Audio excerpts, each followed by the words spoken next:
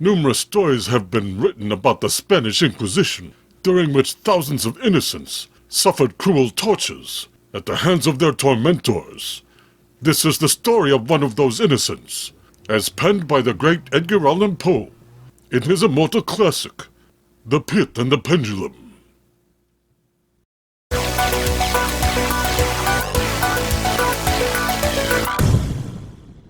Hello, my name is Bill. Welcome to the channel. Now join us for this savage story, where the artwork of every panel comes alive with the magic of voice acting. This is the Comics Code seal of censorship, compelled to appear on the cover of every U.S. comic book for more than half a century. I bring you tales of explicit abomination, printed before the Comics Code. YouTube wants me to go away. However, NightTerrors is supported by you, the viewers. Your generosity keeps this channel afloat. At the end of this video, you can choose between two ways of helping out. The fans of this channel are the most awesome viewers in the world. Thank you. How well I remember it. The great silent moment when the trial was over, and I stood trembling before the judge, awaiting the verdict.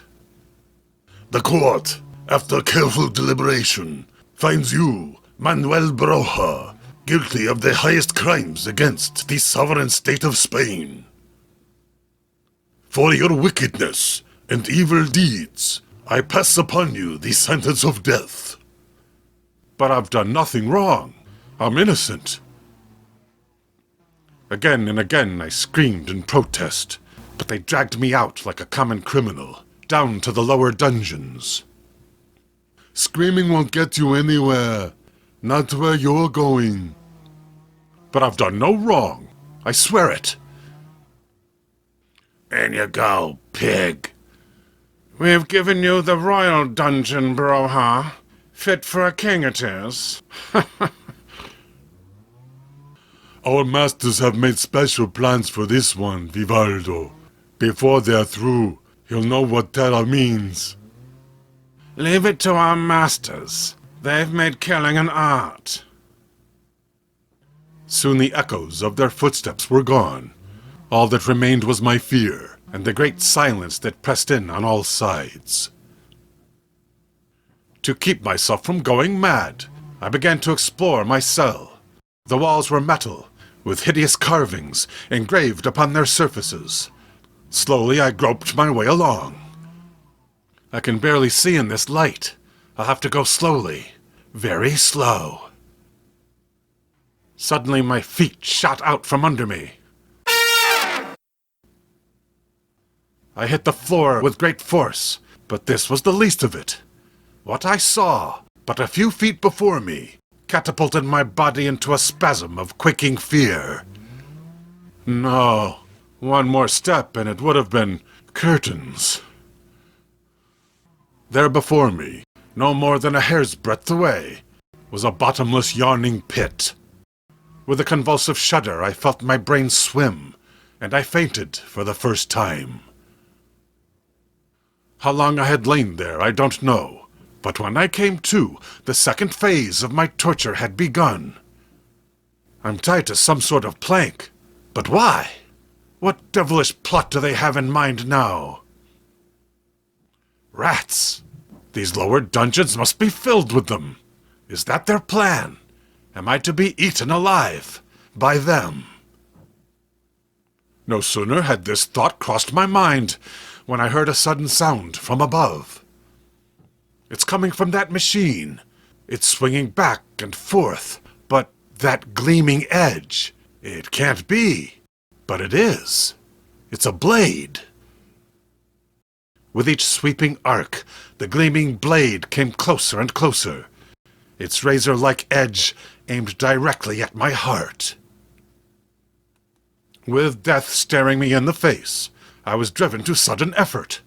Somehow I managed to free one hand, and I struggled vainly to reach a bowl that stood on one side. If I can reach that bowl of food before the rats do, I may have a chance. Only a little more now. Just a little bit more. I've reached it. Quickly I smeared the foul-smelling broth over the thongs that bound me. The odor filled the cell, and now I heard the mad scurrying of tiny feet. The rats, they smell it. If they'll only come, merciful heaven, make them come.